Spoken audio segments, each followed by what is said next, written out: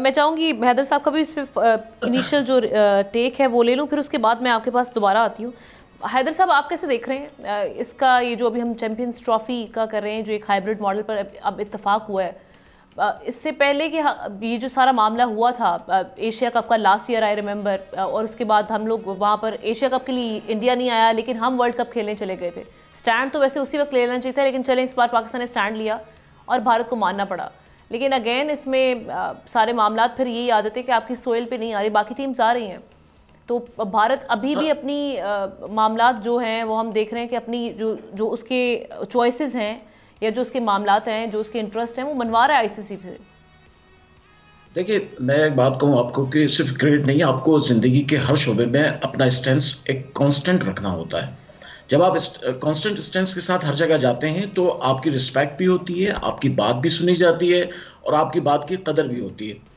Last year 2 साल पहले जब एशिया कप में ज़का अशरफ साहब ने वो एक्सेप्ट किया था, तो उस वक्त नहीं करना चाहिए था। वो एशिया कप नहीं करते, नहीं होने देते, कहते नहीं, हम हाइब्रिड मॉडल पे बिल्कुल नहीं जाएंगे। अगर हमें होस्टिंग मिली है तो फिर पूरे राइट्स हमें मिलना चाहिए और हर तरीके से इंडिया को यहाँ पे आके खेलना है। लेकिन उस वक्त जब उन्होंने एक झुकाव दिखा दिया, अपनी तरफ से लचक दिखा दी, वो दलील बन गई। देखिए, आपकी छोटी सी गलती जो होती है वो हमेशा एक रीजन बन जाती है, एक दलील बन जाती है कि जब आपने पहले किया तो आज क्या प्रॉब्लम है। अच्छा, ये बात जो है 2 साल पहले से पता थी सबको। इवन जब ये पाकिस्तान को होस्टिंग राइट्स मिले थे उस वक्त भी सब ये कह रहे थे, मैंने भी ये कहा था, सबने कहा था कि इंडिया पाकिस्तान नहीं आएगा। लेकिन इंडिया ने फिर वहां पे क्यों हाँ की पाकिस्तान को होस्टिंग राइट देने की?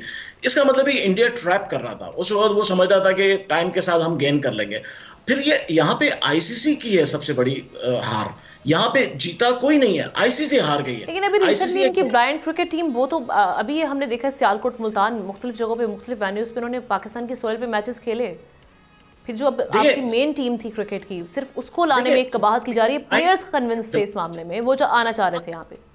देखिए, ब्लाइंड टीम हो, विमेंस टीम हो, इनकी कोई हैसियत नहीं हुआ करती है इस वक्त। देखिए, इंटरनेशनल क्रिकेट में सिर्फ हैसियत है तो आपकी मेंस क्रिकेट की है, आपकी मेंस टीम जो है उसकी हैसियत है। वो मेंस टीम जो है जब वहां पे, अच्छा, आईसीसी जो है, मैं फिर वही बात कहूंगा, आईसीसी ने कमजोरी क्यों दिखाई? आईसीसी को स्टैंस लेना चाहिए। जब इंग्लैंड नहीं गया था जिम्बाब्वे, तो उन्होंने क्या किया? उन्होंने कहा ठीक है, मत जाए, आपके पॉइंट्स कट जाएंगे।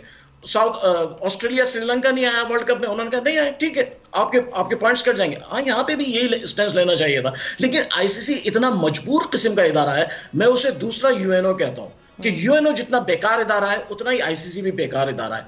वो कुछ भी नहीं करते हैं, वो सिवाय इसके कि छोटी टीमों पे फाइन कर देते हैं, छोटों पे जो कमजोर हैं उन पे ही आप जो है अपना हुक्म चलाते हैं। लेकिन जो बड़ी टीम है उनके साथ आप जो है, इंडिया के साथ आईसीसी को सख्त कदम उठाना चाहिए था, उनको वार्न करना चाहिए था, अगर आप नहीं जाएंगे आपके बगैर हम टूर्नामेंट करा देंगे। जब 6 टीमें पाकिस्तान आने को तैयार हैं, तो आखिर 7वीं टीम को क्या प्रॉब्लम है? जबकि हर किस्म की सिक्योरिटी भी दी जा रही है, हर किस्म की जमानतें, श्योरिटी, क्या चीज नहीं है उनके अवेलेबल। फिर उनके फॉरेन मिनिस्टर यहाँ पे आते हैं, आपका एम्बेसी यहाँ पे, आपके मतलब हर चीज आप उनके साथ रिलेशंस आपने रखे हुए।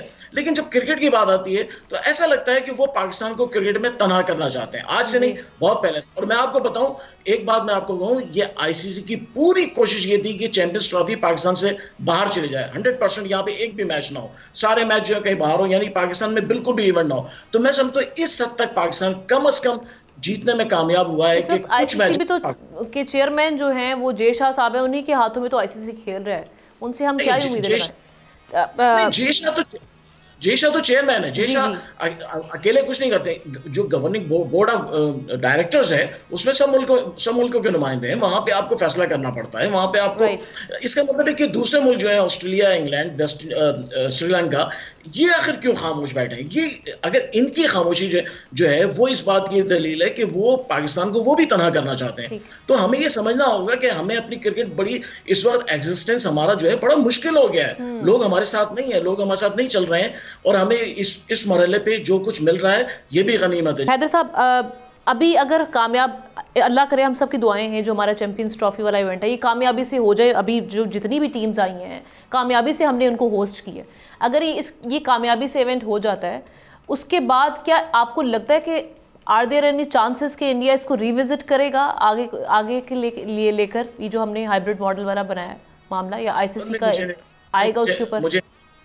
नहीं, मुझे नहीं लगता है। देखिए, ये हाइब्रिड मॉडल जो है ना, ये मजबूरन बना है। ये भी इंडिया ने बड़ी मुश्किल हालात में इसको शायद एक्सेप्ट किया है, क्योंकि उसके पास कोई रास्ता नहीं बचा था। और अब ये हाइब्रिड मॉडल पे हो तो जाएगा, लेकिन मुझे नहीं लगता कि बायलैटरल क्रिकेट कभी शुरू हो सकेगी पाकिस्तान की अगले 4-5 साल में। मुझे, जब तक बीजेपी की गवर्नमेंट है वहाँ पे, इस हुकूमत में, तो आप सोच ही नहीं सकते हैं। क्योंकि मैं अभी 2 महीने पहले इंडिया में था, वहाँ पे यूपी क्रिकेट एसोसिएशन ने अपनी 100 ईयर्स की उनकी सेलिब्रेशंस थी, उन्होंने इन्वाइट किया था। तो वहाँ मैं जब लोगों से बात की, वहाँ पे वहाँ की मैनेजमेंट, वहाँ के प्लेयर्स, वहाँ के एक्स प्लेयर्स, वहाँ की अवाम, पब्लिक, सब पाकिस्तान को देखना चाहते हैं। वो हम इतना पाकिस्तानी प्लेयर्स को नहीं जानते जितना इंडियंस जानते हैं। वो हमें बताते हैं कि शाहीन शाह अफरीदी ने आज ये किया, उसने ये किया, यानी इतना क्लोजली देखते हैं। लेकिन ये जब तक ये हुकूमत वहां पे ना, मुझे नहीं लगता है कि ऐसा कभी बायलैटरल सीरीज की तरफ हम कभी जा सकेंगे।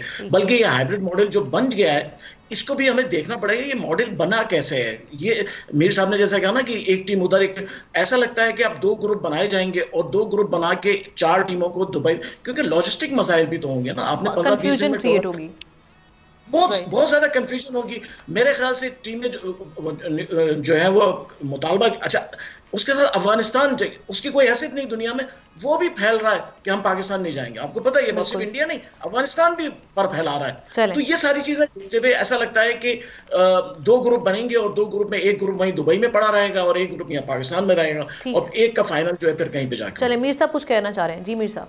हाँ, ये हैदर ने जो बात की है बड़ी इंटरेस्टिंग है।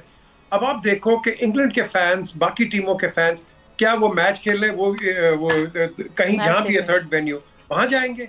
फिर उनका एक्सपेंस देखो, फिर उनका होटलिंग, ट्रैवलिंग एक्सपेंस देखो। ये इन्होंने कितनी मुसीबतें डाल दी इंडिया ने कि अपने अपने फैंस को कहां ये लेके जा रहे हैं। I mean, just imagine. Such a bad idea. Exactly. चलें, थैंक यू सो मच। आप दोनों का मैं शुक्रिया अदा करूंगी इस सेगमेंट में हमें ज्वाइन किया। एक ब्रेक के बाद एक और अहम स्टोरी उस पर बात करेंगे। सब्सक्राइब करें और बेल दबाएं ताकि कोई खबर रह न जाए।